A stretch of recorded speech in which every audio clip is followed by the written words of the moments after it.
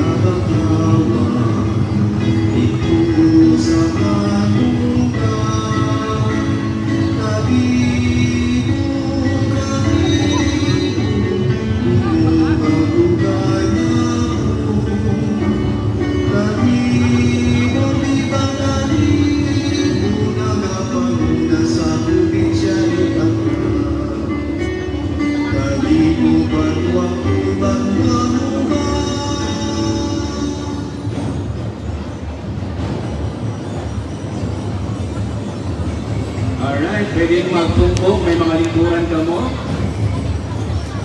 Ako kayo salamat ng Jubilat na sa pagpahayag petisyon kay Senior Santo Niño de Calibo. Alright, brother! Di mo na nagkipata mo no excitement. Iya sa aton nga palibot at patsya mo kibroan na kalipay at kasadya. Abe, tistingan ka! Kanan kita! Anak ng isabat, viva kay Senyor Santo Niño! Viva! Viva kay Senyor Santo Niño! Viva! Viva kay Senyor Santo Niño! Viva! Senyor Santo Niño! Yes, Kingfish, ni Kanagawa ng Talan, Brother Jem. At ang alay niya, dinabi-abi ng presensya ni Honorable Member or ST Member Rex Bautista. Sir, welcome. Ayag yung hapon Estin Rex. Alright, kapado ro tanan, mga biyanay kita sa mga maiinit na pamisaga, mga mag-aalin sa mga kagabunan ng Public Schools Supervisor, Dr. Marcel I. Bayones, para sa anang welcome remarks. Papasko ka palakpak para sa atin na PSPS. Thank you, Sir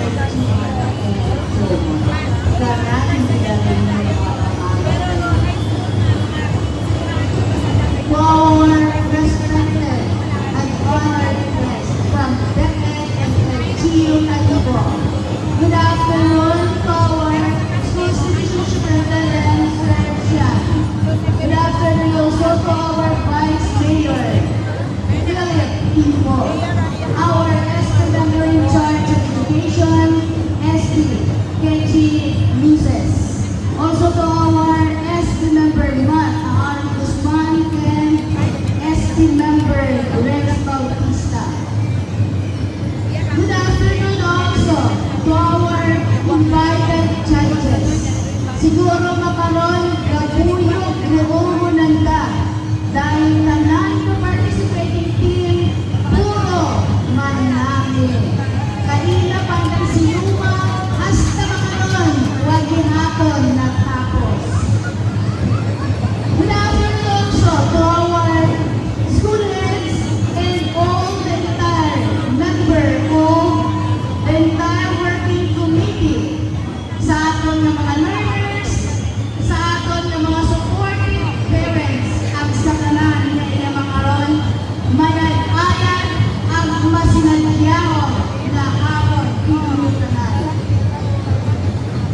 On behalf of the entire working committee of this event, and of course on behalf of the school heads of the districts of Calibuan and 2, I welcome you all to the Sinaot sa Kalye at mga inungang ate. This activity this afternoon is only a part of a week-long celebration of the 2026 Calibo Ati-Atihan Festival. And this afternoon is a special celebration for our learners because it is our pupils and our students who are the main character in aton na performance makaron. This Sinaot sa Kalye is intentionally set by the LGU Calibo Cultural and Tourism Council to provide our learners the opportunity to showcase their talent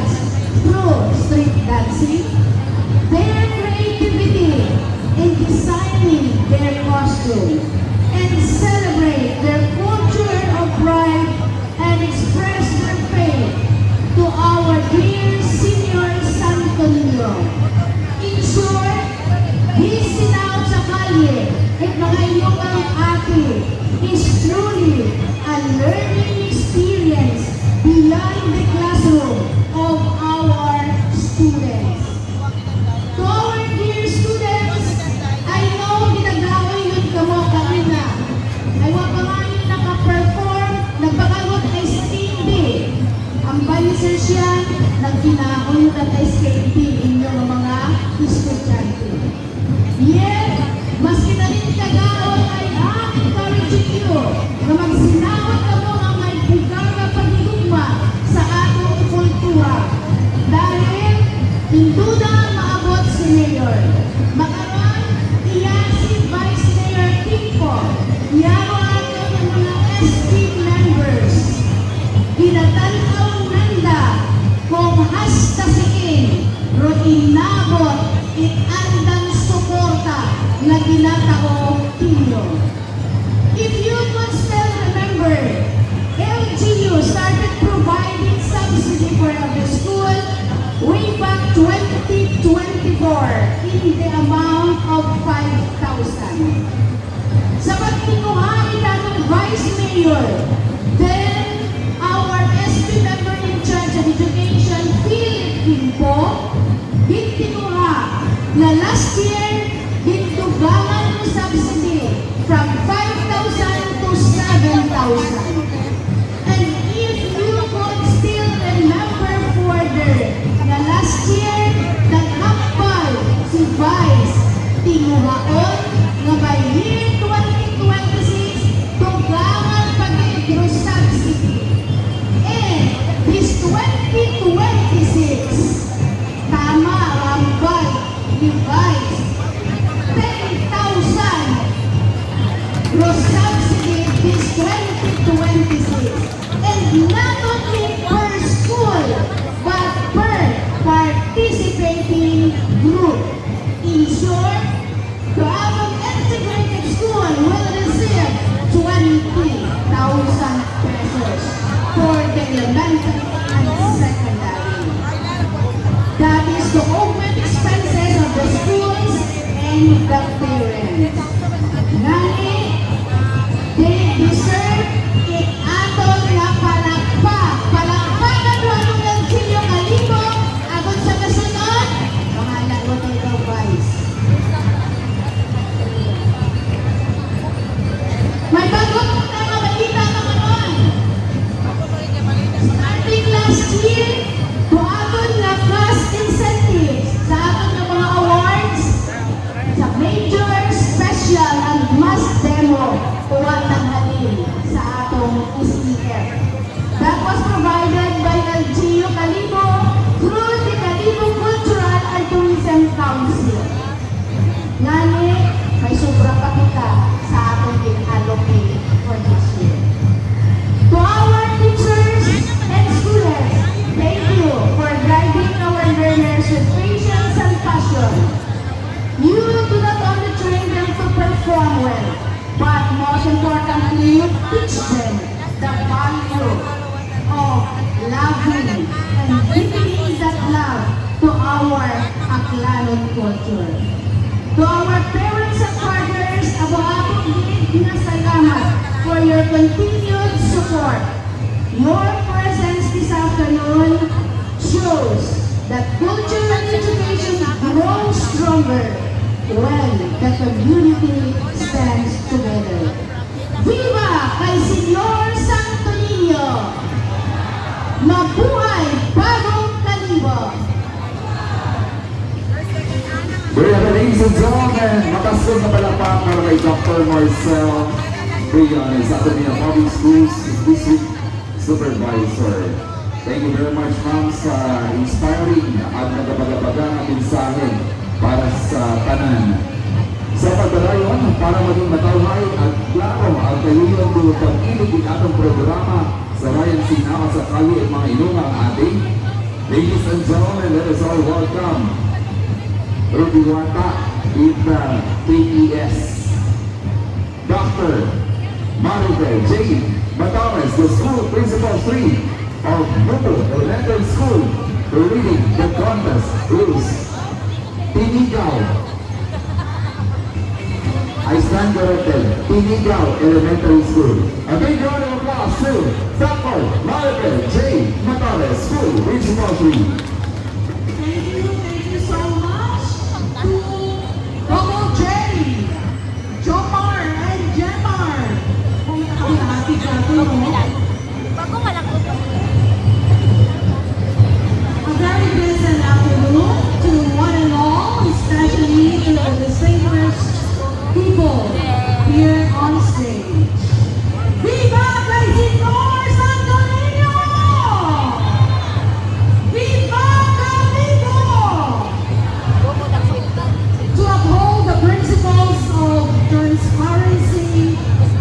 integrity and fairness in the conduct of these competitions, may I present to you the official rules and criteria for judging.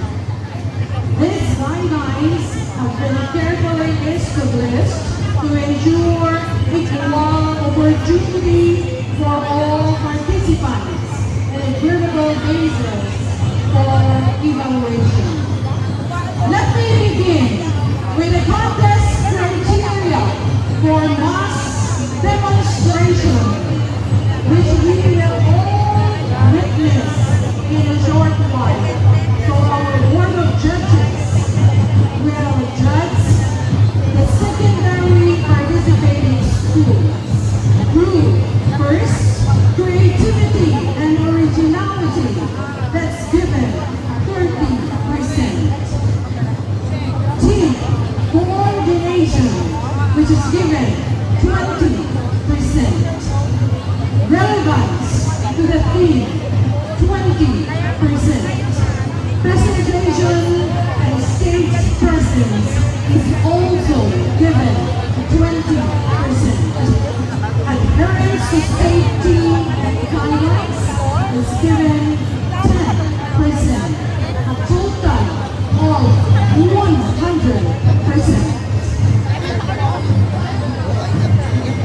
For our contest criteria for major awards, and this is applicable to both elementary and secondary, balik ati and modern tribal group. Costume and attire is given 30 points. Music, beats, and sound is given 20 points. Street dancing, energy, and enthusiasm is given 30 points. Overall impact, impression, gets 20 points. Totaling 200%. For special award, Best in Costume, still for both Baliate and Modern Tribal, both for elementary and secondary schools. Creativity and innovation is given 30%. Materials and craftsmanship is also given 30%. Symbolism and meaning is given 10%. Functionality and practicality is given 15%. And another 15% is given to overall impact. And that is giving us a total of 100%. I believe that the rules and criteria for judging are now clear and well understood.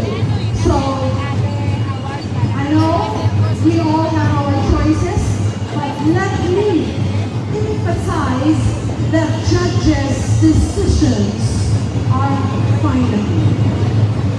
Good luck to all participating schools. Once more, feedback kay Senyor Santo Niño! Feedback Katipo!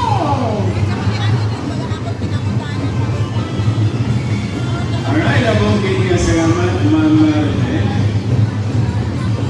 Alright, importante kit ka makilala man o mga experts nga gintana aton nga district nga mga board of judges. Ladies and gentlemen, I have here in front Ma'am Lilia Polancia, Head Teacher 1 of Mobile Elementary School for the presentation of the board of judges. And before we go in the presentation of the Board of Judges partners, we'd like to acknowledge the presence of our Honorable Mayor Juris Bautista Sucro. Mayor, welcome to Sinal Sacalio 2026.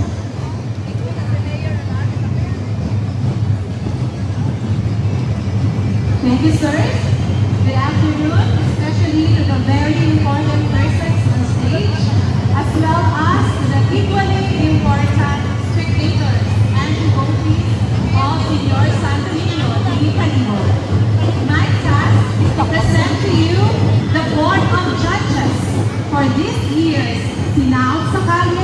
makinugang ate. For street dancing category, our first judge is a graduate of BS Tourism at the UP Asian Institute of Tourism, Diliman, Quezon City, and Bachelor of Laws at the Aklan Catholic College. She is one of the board of directors of the Aklan Tourism Officers Association and a member of the Soroctimis International of Canibo. As the Provincial Tourism Officer of Aklan, she has been involved in the different programs, initiatives, and activities in the development of the culture and tourism of the province in partnership with the tourism officers and designates of the 17 LGUs of Aklan and other stakeholders. Ladies and gentlemen, let us welcome the Provincial Government Department Head of Aklan Provincial Tourism Office, Ma'am Rosel Q. Ruiz.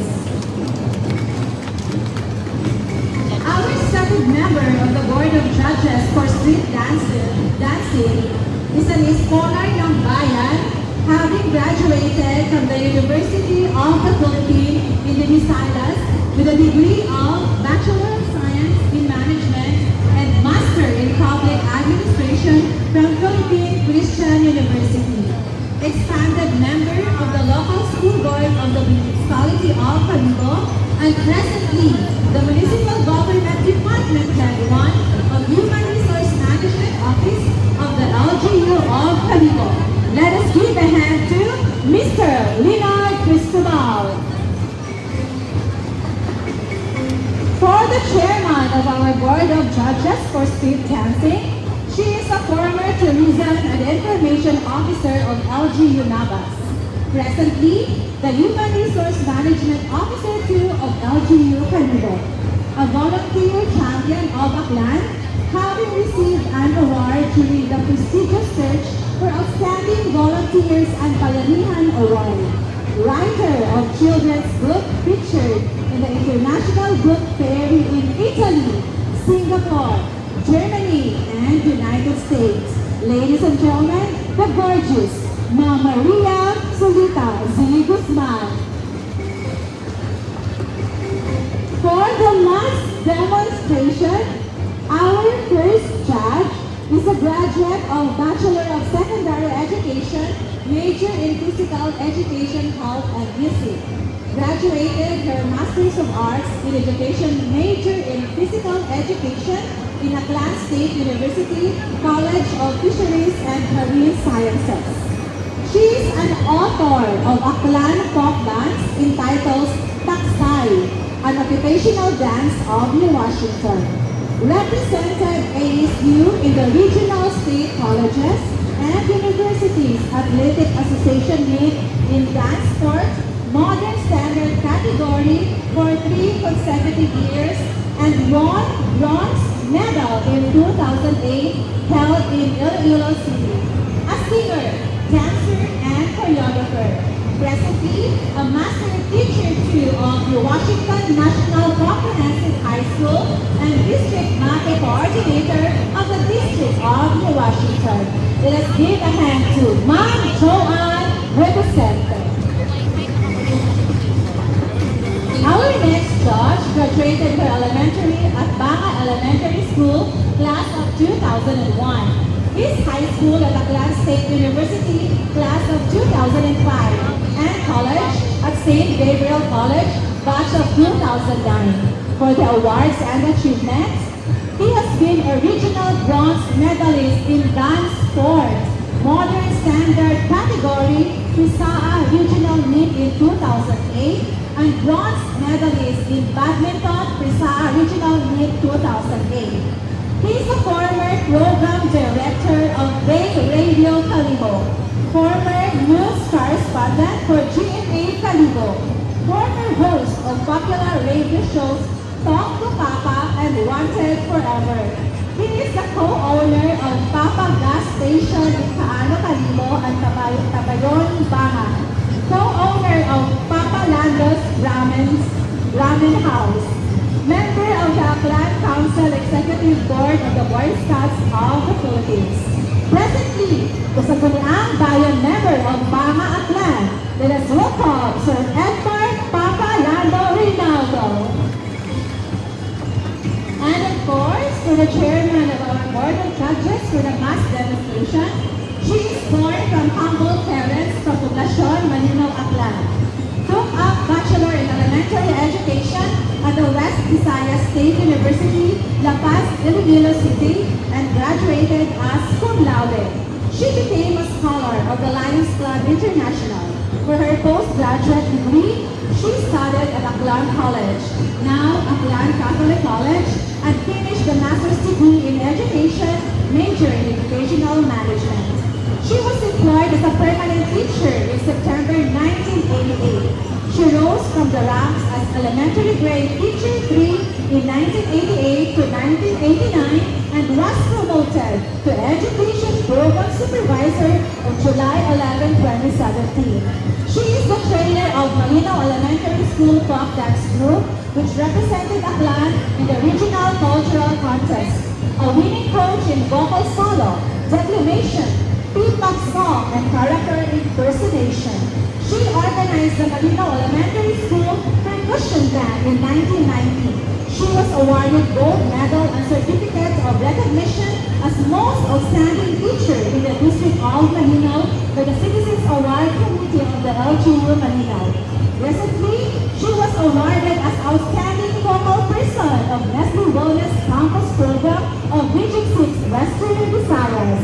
Our very own education program supervisor in music, arts, physical education, and health in the school's division of Aklan and designated as in sports as the assistant athletic manager.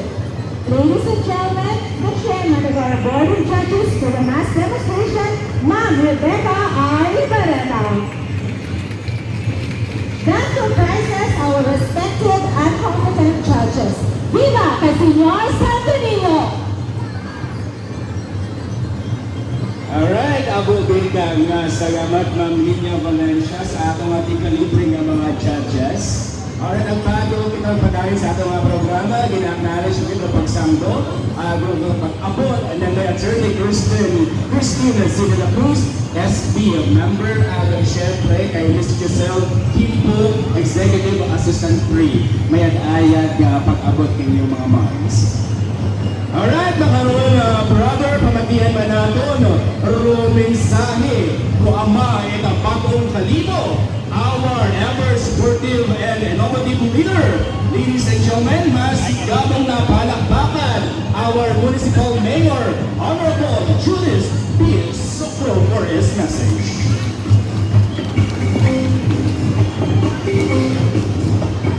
Thank you. To the Fair Feliciano Bonifio Jr., to our district supervisors, district heads, esteemed teachers, guests, visitors, a festive and joyful afternoon to everyone. Viva el Señor Santo Niño! Today marks a truly momentous occasion as we gather once again to celebrate our unwavering devotion to Senior Santo Niño, two of the vibrant expressions of faith and gratitude in our Sinaot sa Kalyet at Pangainuang Ato 2026. It is a great honor to witness how our beloved teachers and students have come together to offer their talents, energy, and dedication to praise of Senior Santo Niño. As we behold the vibrant costumes, the spirited pansilatsat, and the powerful expressions of our cultural identity, let us remember that despite the variety of performances, we are united by one purpose: to give glory and give honor to Senior Santo Niño. Once again, congratulations to everyone. May your faith grow stronger each day, and may Senior Santo Niño continue to bless us all abundantly. And makalagpayan, ina-announce natin sa Pabuto na Lunes, klasyo ng mga estudyante. Doon, agad nakapag-ina, kita mo, may schedule na po ninyo. So it would be our rest day. Okay? Tuloy mo lang, mga mulot tuloy kita kay Senior Santo Niño, nag-divisionan kita. So, Viva kay Senyor Santo Niño, thank you, and God bless us all. Salamat po. Thank you very much, Honorable Mayor Juris Sucro. Ayun, special announcement sa Lunes, may uwa iklase o mga inunga road picture na taong ani. Anyways, ladies and gentlemen, moving on to thank you very much again to Mayor Juris. At syempre, sa kuman, sa itanutanan, kita ay excited yun para sa makita ang mga performance ng mga inungang ating. At katawan namin natin mga karong ilugan na pagtaong itisay atong ama i-Secretary Division of Aklan. Ladies and gentlemen, the big round of applause to Dr. Feliciano C. Buenafe Jr. SSC. Okay, good afternoon. May dala niya ako sa Kapilang na Mayor, Mayor Juris Sucro, Vice Mayor Peter Pinto, at mga SB members, at ang PSBS ng Marcel Leones, Marcel Getlo, at sa mga SB bakit na naroon, ang ating Board of Judges, mga students, ang ating mga unang participar sa sining tuloy na sinahot sa karir para sa mga athlete. May we always continue to pray that we will always be blessed by our dear Santo Niño. So, Viva Santo Niño! I know excited na tanan sa pag-witness sa mga performances sa ating mga high school learners from Calibo District. So, good luck to everyone. Sinadya kita at pinalipay sa tanan na grasya na ito na bato kang aton pa pangabato no. Sa inyong tanan, medayag na apon, yak ang aklan. Alright, mga salamat Dr. Feliciano C. Buenafe Jr. At syempre, nakalala ng hapon ay naman ang lingwa. Mamagay kita sa sali-sali. Mga magkataoy support na halin sa atong local government unit of Calibo. Bilang makahulog yung bangko atong yarang na selebrasyon. Honorable Pichi Luces, Sangguniang Bayan Member, Chairperson, Education Committee.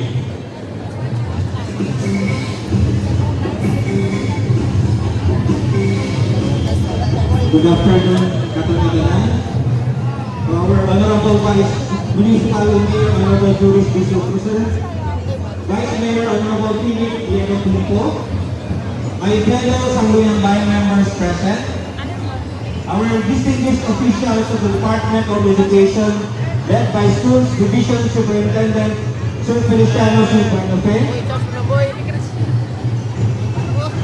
our Assistant Schools Division Superintendent Dr. Ramon D. Paras Jr., and our Public Schools District Supervisor Dr. Marcel I. Leones, our school heads, teachers, judges, program hosts, parents, and most especially our dear students, may ayag nga hapon kakong nga tanan. Kaina naghambal si Ma'am Marcel kung ginakubaan doon ako. Dahil nga ni by next year ay kung pwede ko nung mapataasan natin pagin o aton nga subsidy. Ay siyempre ma'am, makaroon ko na ako nakubaan dahil batian ng mismo ni Mayor. Una man si Vice.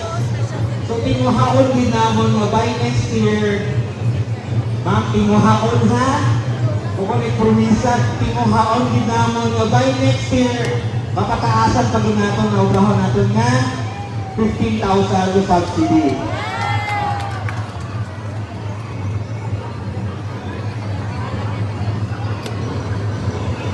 Basta mabatian ang Mayor, ang humble, ang device, at kung atong ibang SG members here. Today's gathering is very close to my heart. Sinaot sa kanyang at mga inuang ate is not just a competition. It is a celebration of our identity as Aklanon, our rich cultural heritage, and our deep devotion to Senior Santo Niño de Calibo. As chairperson of the Committee on Education, I strongly believe that education